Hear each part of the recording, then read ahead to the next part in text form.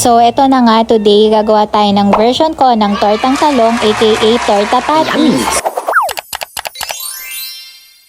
So, syempre, ang unang-una dyan ay hugasan mo yung mga talong. Ayan, i-rub nyo isa-isa. Pero wag nyo sanang maalala yung mga anes. Tara! So, yun nga, as we all know, there's two ways para magawa to. Either idirekta mo siya sa kalan ng ganyan, parang iihawin, pero ako hindi ganyan gagawin ko. So, ako, instead, iboboil ko siya. Actually, mga sis, mas mabilis pag direkta sa kalan. Yung parang iihawin, kaso ayaw ko yun kasi I find it messy. Order. Alright, so habang nakasalang yun, ready na natin yung sibuyas. Ayan, magic, diba? Tapos, ang sikreto ng torta mga sis, the more na maraming sibuyas, mas masarap. Mas maganda nga pala pag may white onions. Kaso, wala sa palengke mga sis, kaya carry na yan. Ayun, moving on, sa egg mix naman tayo. Syempre, mag-ready ka ng malalim-lalim na bowl dyan. Sa itlog naman guys, palatandaan dyan, kung ilan ang talong na iluluto mo, ganun din karami yung itlog mo -1. Just, pausok lang yun. Pero sige, after ng itlog, ilagay na natin lahat ng sibuyas. Tapos, maglagay din tayo ng pepper. Mas maganda sana kung powder kaso ito lang meron ako. Carry na yan. Sige, damihan mo pa.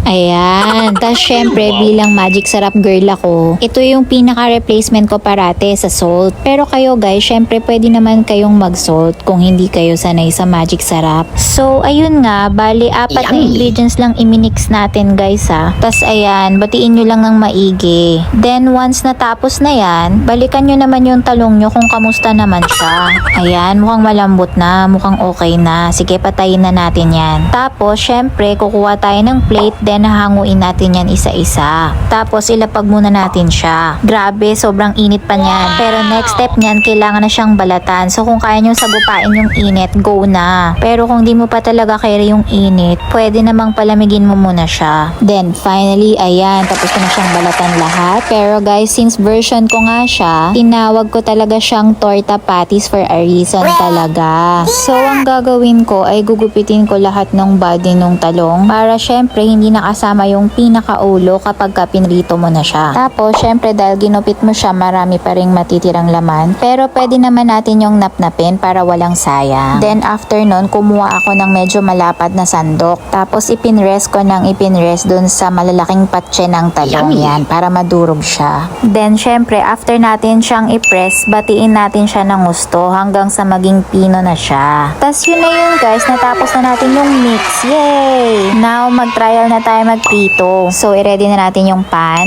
Tapos, humanap lang kayo ng ganitong sandok, yung malalim, yung pwedeng ipang scoop. Para isang scoop, isang patty. Ayan, buksan na natin yung kalan. Tapos, lagyan na natin ng mantika. Ay, sorry po, natapon. Oh my God. Tapos, damihan na natin ng konti kasi mahilig manghigop ng mantika yung torta. Tapos, ayan, pag mainit na, lagay na natin yung first trial natin.